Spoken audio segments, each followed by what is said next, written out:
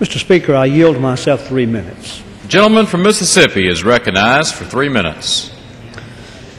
Mr. Speaker, I rise today in support of H.R. 6276, the Public Housing Disaster Relief Act of 2008. I'm honored to join my colleagues in supporting this bill, specifically Chairman Frank and Congressman Cazayoux from Louisiana, Mrs. Capito from West Virginia, and Mr. Neugebauer from Texas. The Public Housing Disaster Relief Act is a common-sense approach to reducing ambiguity between the Department of Housing and Urban Development and the Federal Emergency Management Agency by striking Section 9K of the United States Housing Act, which was implemented in 1998. While certainly well-intended to encourage the Department of Housing and Urban Development to set aside funds in the event of a natural disaster, Section 9K has proven to become an overburdensome authorization that has stalled federal dollars from being disbursed to public housing authorities following a presidentially declared natural disaster.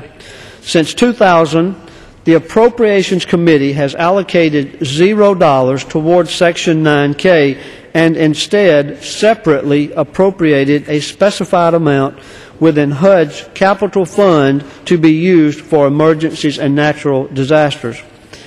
We are all reminded of the devastating impact Hurricanes Katrina and Rita had on the Gulf Coast in 2005, specifically in the 4th Congressional District of Mississippi, represented by my friend and colleague Congressman Gene Taylor. I would also like to acknowledge Chairman Benny Thompson for his hard work in the aftermath of Hurricanes Katrina and Rita. To date, the confusion associated with Section 9K of the Housing Act has blocked FEMA from disbursing any federal disaster-related funds to multiple public housing authorities in Mississippi due to an internal government disagreement on whether HUD or FEMA is responsible for providing natural disaster relief to public housing authorities across the Gulf Coast.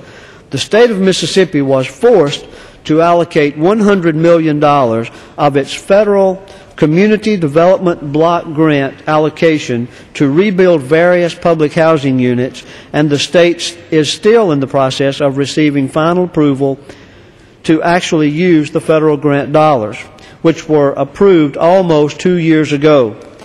Recently, the House Financial Services Subcommittee on Housing and Community Development held a hearing in conjunction with the House Homeland Security Subcommittee on Emergency Communications, Preparedness, and Response on this matter, where Jeffrey Riddell, Director of the Office of Capital Improvements, Public and Indian Housing at HUD, noted one potential approach to disaster funding shortfalls for public housing authorities would be the permanent repeal or amendment of Section 9K.